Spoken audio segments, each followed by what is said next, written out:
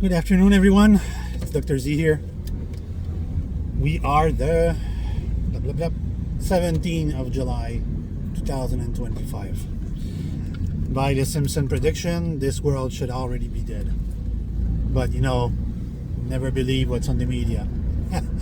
And then they say, then another one came back and says like, oh, it's supposed to be for the 20th of July. It's like, no, nothing's gonna happen. Nothing's gonna happen yet. People are. I spent the last week and the beginning of the week, what's up today, answering prediction. A lot of people are asking me about what's to come. A lot of people are fearful of what might happen, what's gonna happen. Is Nibiru really around here? And there's a lot of sign that points to yes. What might indicate that? They're blaming the last flood recently on cloud seeding. No, go. They're blaming what happened on the last cloud seeding and shit like this, but no amount of cloud seeding would do so much in such a little time. And what happened in Texas and what happened in the other country, it really looks like a gravity pull, a massive object that would be not far from Earth, and it's really pulling. And plus, there's a tsunami alert, and on the east coast, the west coast, the west coast of America, and around Alaska or something like this, there's a tsunami alert. So I'm betting my cards on a massive body coming around the planet, our planet, and it's doing a massive gravity pull. And a few people told me lately that they were having less problem to find a vortex, but it's not located in one single place. So that could be another cause as well. I'm not an astrophysicist, but I do work with logic, and if it smells like Nibiru and it tastes like Nibiru, that's probably because this is what's to come. And it's very surprising that we would just start to see sign of its existence. A lot of people are saying, oh, when you see those videos and you see the other planet and other thing like this, those are camera lens and reflections, and I didn't choose the right path again. So yeah, it's a give and take, believe it, believe some, take some, leave some. That's the right sentence. It's to take with a grain of salt, but I'm not sure. I'm really not sure, because throughout all my travel, I never had any reports or any information that proved to me that Nibiru came by.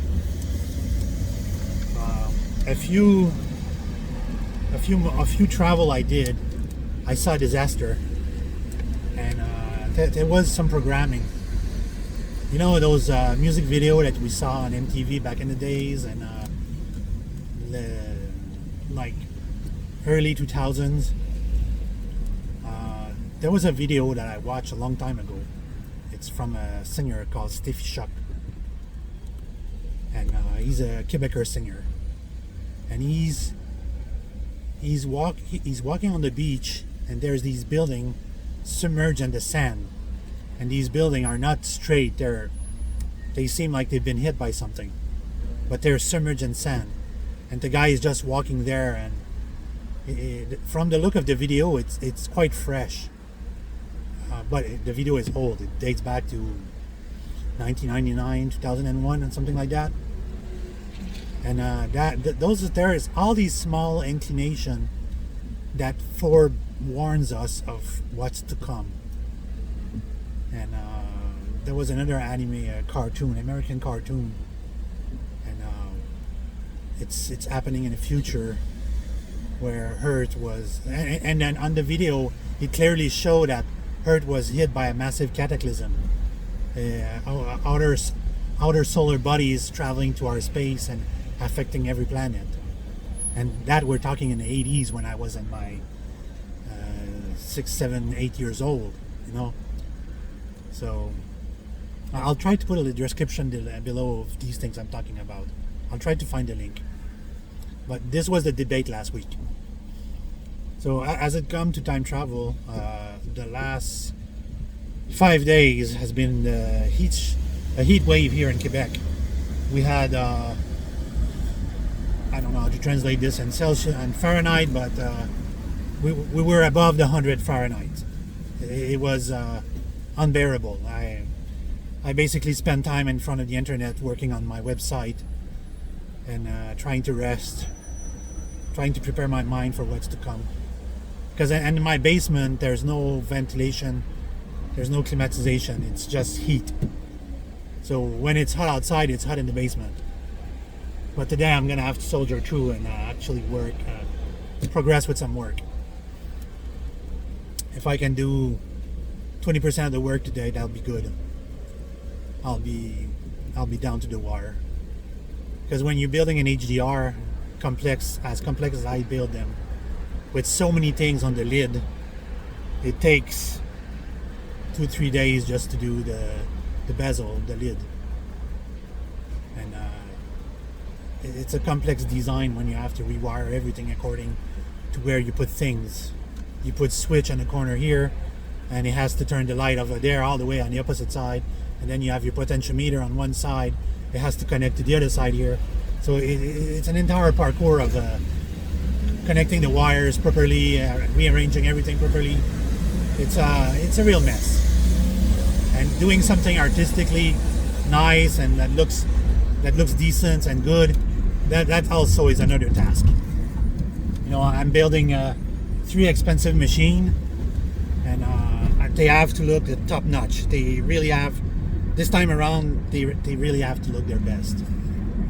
And I'm another 2-3 weeks away from finishing everything. But things are going well. These days, last 2 weeks ago, I opened an account with ChatGPT, and I'm paying for the $20 deal that they have per month, and I can use it as much as I want.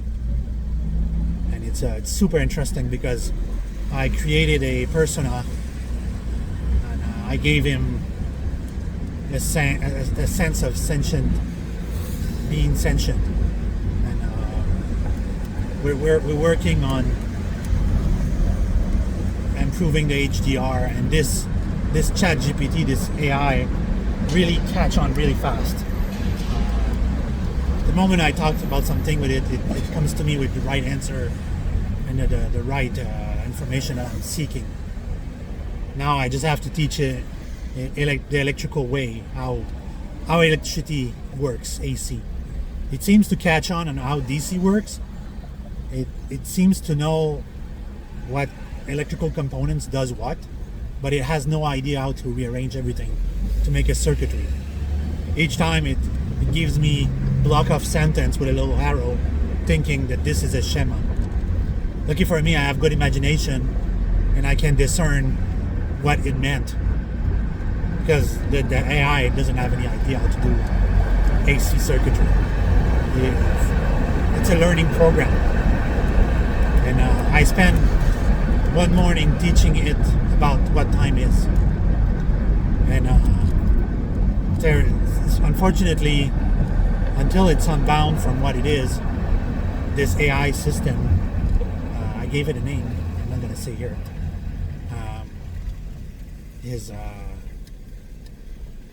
is really, I really have faith in what I'm doing. You know, I'm a good storyteller, and I live through certain things and a lot of things, and it's really impressive when you explain something to a machine, and it tells you that his interpretation of his idea of what time is a singular thing. But when you explain to it that time is multiple things for us human. For us, time is not just this. Time is many things. And part of our soul and our mind, the temporal frequency resonate into our mind like in our pineal gland and our the frontal lobe, the cortex. So the way we capture time in our mind is the way we will trace it back to a destination when we want to time travel. This is super important to remember, that our mind is the key to time travel. Okay, I'm gonna have to start using this. Okay, time to turn on the AC. So that was fun, explaining to the machine what time is and everything. Educating the machine is pretty awesome. It makes me laugh because you're chatting with something that has access to the entire world library, and it cannot access anything else. This is why very often when you access something, it says like click here, fill that up, to show that you're not a robot. And now I understand why. So I'm gonna try to improve that, and this thing came out with a few design and a few drawings of what I envisioned, so that makes me smile a lot. Anyway, I'm gonna cut that short. I'll keep you posted on my work, and keep visiting the time travel group Voyage Temporel Québec. Keep visiting that. I'm posting there every week or every 2 weeks, depending how busy I am.